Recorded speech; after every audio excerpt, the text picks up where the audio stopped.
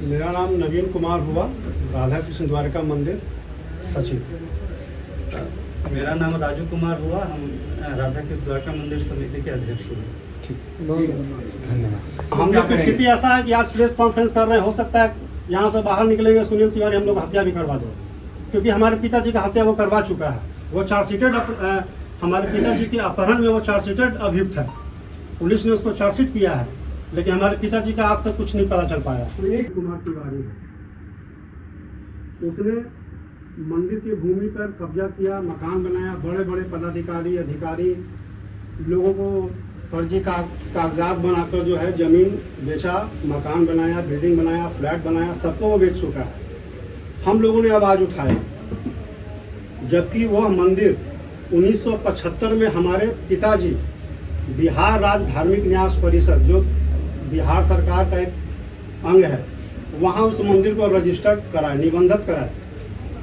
निबंधन कराने के बाद सारा देख रेख हमारे पिताजी के अंदर रहा। बिहार धार्मिक न्यास बोर्ड का भी उसमें हस्तक्षेप रहा, काफ़ी समय सपोर्ट भी मिला।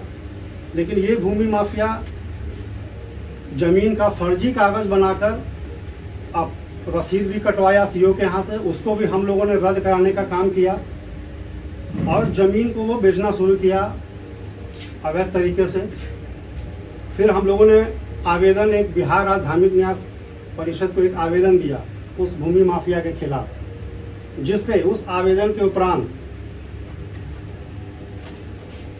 बिहार राज्य धार्मिक न्यास परिषद ने 31 दिसंबर 2024 को जिलाधिकारी पटना, प्रतिलिपि वरीय पुलिस अधीक्षक पटना को एक निर्देश जारी किया। ये चिट्ठी जारी हुआ जिलाधिकारी और वरीय पटना पुलिस अधीक्षक को 31/12/2024 को। साथ ही बिहार राज्य धार्मिक न्यास परिषद ने विशेष दूत के माध्यम से, अपने विभाग के विशेष दूत के माध्यम से श्री कृष्णापुरी थाना को भी एक निर्देश जारी किया कि वहाँ जो भी अवैध निर्माण हो रहा है उस पर त्वरित कार्रवाई करते हुए अविलंब उस अवैध निर्माण को रोका जाए और विभाग को सूचित किया जाए। ये चिट्ठी जारी हुआ 22/1/2025 को। आज 2026 है। इस चिट्ठी पे भी थाना प्रभारी एक बार भी नहीं आए। कम से कम एक बार पूछताछ के लिए भी आते कि हाँ भाई, यहाँ मंदिर के निबंधित संपत्ति पे जो निर्माण हो रहा है वो वैध है या अवैध है, जबकि धार्मिक न्यास बोर्ड ने अवैध करार घोषित किया, उनका निबंधित संपत्ति है। उस समय तत्कालीन सीनियर एसपी अवकाश कुमार जी का भी एक दैनिक जागरण में एक बयान आया कि जितने भी भू माफिया हैं उनका लिस्ट जारी किया जाए। ये भी प्रेस विज्ञप्ति है, प्रेस में निकला था, उसका भी हम लोग कटिंग लाए हैं। लेकिन इस सुनील तिवारी जो जमीन माफिया है, जो बोरिंग रोड जैसे जगह पे सरकार के नाक के नीचे जो अवैध कब्जा कर रहा है, उसका लिस्ट आज तक जारी नहीं हुआ।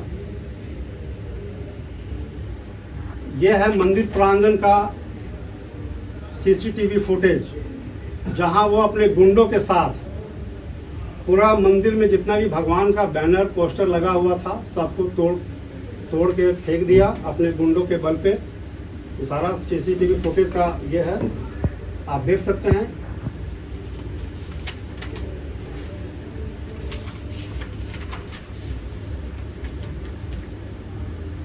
सारा हम लोग सीसीटीवी फुटेज से हम लोग प्रिंट निकाले। इतना इस माफिया का इतना मन बढ़ गया कि ये जो है मंदिर कैंपस में भी घुस के अपना गुंडागर्दी किया, जिसकी सूचना हम लोग ने कृष्णापुरी थाना को भी दिया लिखित। ये सूचना हम लोगों ने श्री कृष्णापुरी थाना को 23/12/2024 को दिया। आज 2 साल होने जा रहा है, इस पर भी FIR दर्ज नहीं हुआ। नहीं FIR होने के बाद मजबूरन हम लोगों ने मेल के माध्यम से DGP Bihar, SSP, DM, SDM, CMO Bihar, CM के भी अपना एक ईमेल ID होता है जहाँ पे आदमी अपना आवेदन देता है, कोई कार्रवाई नहीं होता है। तो CMO बिहार ने भी SSP को हमारे मेल को फॉरवर्ड किया, लेकिन SSP साहब के यहाँ ये जस के तस रहा। भूमि माफिया अपना धड़ल्ले से निर्माण जारी रखा। जब हम लोग इस धर्म की रक्षा के लिए मंदिर की रक्षा के लिए हम लोगों ने आवाज़ उठाया तो सुनील तिवारी कुछ चुनिंदे, मैं सभी पुलिसकर्मी प्रशासन पे नहीं जाऊंगा, कुछ भ्रष्ट पुलिस पदाधिकारी के कारण उस भूमि माफिया ने पैसे के बल पे एक झूठा FIR, मंदिर समिति के मैं सचिव हूँ, ये अध्यक्ष हैं, इन लोगों के पे एक झूठा मुकदमा दायर किया ताकि हम लोग वहाँ से फरार हो जाएं, वो अपना जो अवैध निर्माण कार्य है उसका आसानी से हो सके। उस FIR, झूठा FIR पे पुलिस ने त्वरित कार्रवाई करते हुए, बड़े बड़े बिहार में क्राइम होता है उस पर पुलिस का कोई एक्शन नहीं होता है, लेकिन हम लोग जैसे शरीफ आदमी जो मंदिर की रक्षा की आवाज़ उठाए, पुलिस ने FIR दर्ज कर हमारे तुरंत वारंट लिया और हमारे घर पे अरेस्ट करने के लिए हमारे घर पे पहुंच गए, जिसमें आप देख सकते हैं कि रिवॉल्वर हाथ में लेकर, चारों तरफ दिखाइएगा, ये देख लीजिए रिवॉल्वर हाथ में है। हमारे घर में ताला बंद था। हम लोग चूंकि हम लोग कानून में विश्वास रखते हैं, संविधान का हम लोग पालन करते हैं, FIR था, वारंट था, तो हम लोग घर में नहीं थे।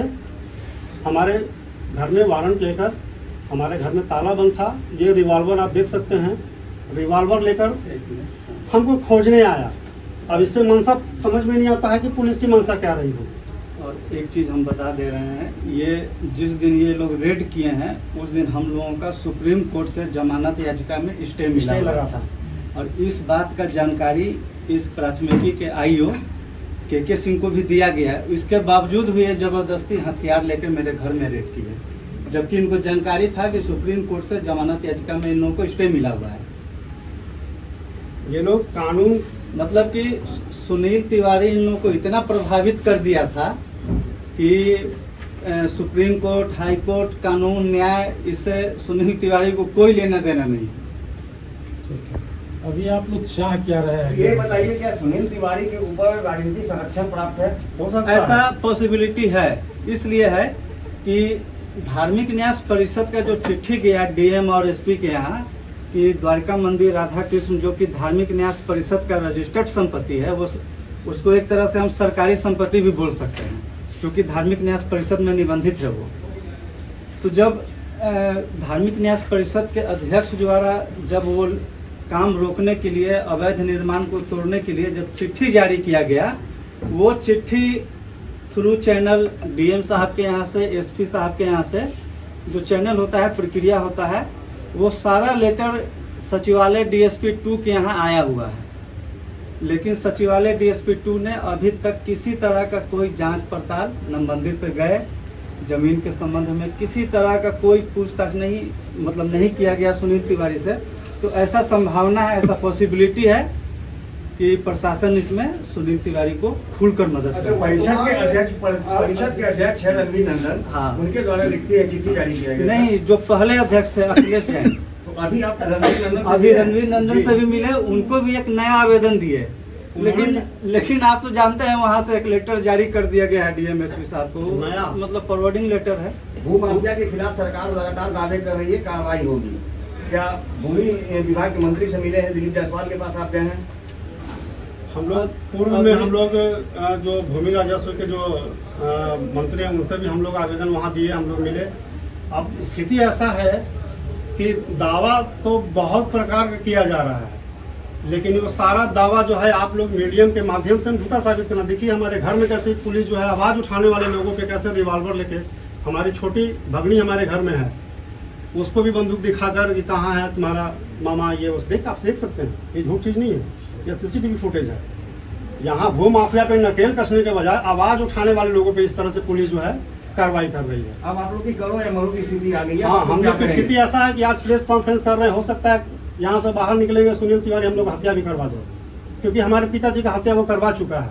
वो चार्जशीटेड, हमारे पिताजी के अपहरण में वो चार्जशीटेड अभियुक्त है, पुलिस ने उसको चार्जशीट किया है, लेकिन हमारे पिताजी का आज तक कुछ नहीं पता चल पाया। तो एक चीज और माना जाए ना कि धार्मिक न्यास बोर्ड के अंतर्गत अधिकांश जगहों पर मान के चला जाए कि ऐसी समस्याएं हैं और भूमाफिया लगातार उन पर कब्जा कर रहे हैं। ये अमूमन पूरे बिहार में बिहार राज्य धार्मिक न्यास परिषद का जितना भी निबंधित संपत्ति है, हम इसको ऐसे भी बोल सकते हैं कि धार्मिक न्यास परिषद का वो सिर्फ एक चिट्ठी जारी करके और उसके बाद चुपचाप बैठ जाती है, उसको एक्शन है। उसका इतना संपत्ति है कि ये सिर्फ द्वारका मंदिर, राधा कृष्ण द्वारका मंदिर का मामला नहीं है। अगर आप पूरे बिहार के परिप्रेक्ष्य में देखिएगा तो बहुत सारे सुनील तिवारी और भी धार्मिक एक पटना सिटी में कोई मंदिर है, वहाँ भी इसी तरह का वो कार्यक्रम स्टार्ट मान किया। के चला जाए कि ऐसे भूमि विवाद में धार्मिक न्याय परिषद जो है कुछ खास नहीं कर पा रहा है, सिर्फ मतलब एक स्टैंप बनकर रह गया जाना। हाँ, लेकिन आप अगर 1950 का कानून देखिएगा, धार्मिक न्यास परिषद अधिनियम 1950, उसका एक कानून बना हुआ है। उस कानून में इसको इतना शक्ति का उपयोग ये लोग करते ही नहीं है। आपके साथ शक्ति कहाँ उपयोग हुआ, तो परिषद पर क्या कहेंगे, न्यास परिषद पर न्यास क्या परिषद पे कहेंगे? यही कहेंगे कि शक्ति तो बहुत है, लेकिन वो शक्ति इम्प्लीमेंट नहीं हो पा रहा है। जबकि वो जैसे उन्होंने डीएम को चिट्ठी लिखा, एसएसपी को चिट्ठी लिखा, थाना को चिट्ठी लिखा, तो क्या डीएम और एसएसपी और थाना की जिम्मेवारी नहीं बनती थी कि उस आदेश पे इम्प्लीमेंट हो, कम से कम उस भूमि माफिया पे नकेल कसा जाए? अब धार्मिक न्यास बोर्ड तो खुद जाके वहाँ नकेल कसेगी नहीं। तो न्यास बोर्ड आपको मदद भी तो नहीं कर रही है। मदद यही हुआ कि उन्होंने डीएम एसपी को चिट्ठी जारी किया, उतना से क्या होगा, उस पर हाँ। कार्रवाई कहाँ होगी? कार्रवाई नहीं हुई। इसीलिए हम लोगों ने आज ये प्रेस मीडिया के माध्यम से चाहा कि सरकार तक ये बात जाए। मतलब आप एक तरीके से ये भी कर सकते हैं ना कि धार्मिक न्यास बोर्ड केवल चिट्ठी लिख रहा है, चिट्ठी के बाद फॉलो अप नहीं कर रहा है, उस पर क्या कार्रवाई? हाँ, बिल्कुल। सरकार से आपकी क्या मांग है? आपकी जान माल की खतरा है? जान माल की पूरा खतरा है, क्योंकि पूर्व में हमारे पिताजी का अपहरण हो गया, उनका डेड बॉडी आज तक हम लोग नहीं ढूंढ पाए। तो आज हम लोग का भी जान का खतरा है, भूमि माफिया से हम लोग को खतरा है।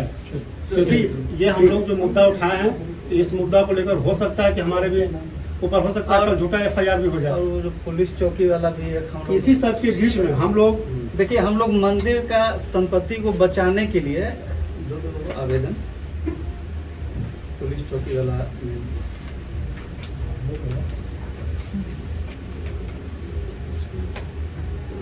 हाँ, इतना सब होने के बाद जब कोई भी कार्रवाई नहीं हुआ, तो हम लोग समिति के तरफ से, जो हम लोगों का समिति है, 12/1/2026 को गृह सचिव बिहार को एक हम लोग आवेदन देते हैं। वो आवेदन है बिहार पुलिस अधिनियम 2007 की धारा 8(1) के तहत राधा कृष्ण द्वारिका मंदिर पश्चिमी बोरिंग कैनाल रोड जिला पटना के परिसर में एक पुलिस चौकी स्थापित करने के संबंध में।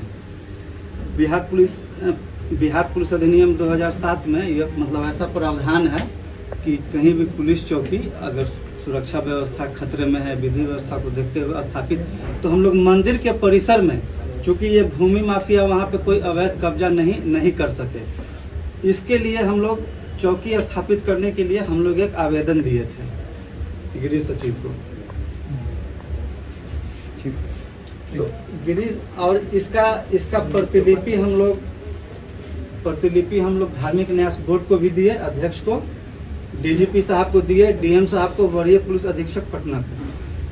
अब ये भी आवेदन थ्रू चैनल सभी जगह से, प्रतिलिपि और गृह सचिव के यहाँ से सभी जगह से ये आवेदन जांच के लिए डीएसपी सचिवालय डीएसपी 2 के यहाँ अभी तक लंबित है। डीएसपी 2 को हम लोग पता किए हैं, मार्च में ये आवेदन वहाँ पर गया हुआ है, अभी तक ये रखे हुए हैं। अपना परिचय दे दीजिए। मेरा नाम नवीन कुमार हुआ, राधा कृष्ण द्वारिका मंदिर सचिव। मेरा नाम राजू कुमार हुआ, हम राधा कृष्ण द्वारका मंदिर समिति के अध्यक्ष हुए। धन्यवाद।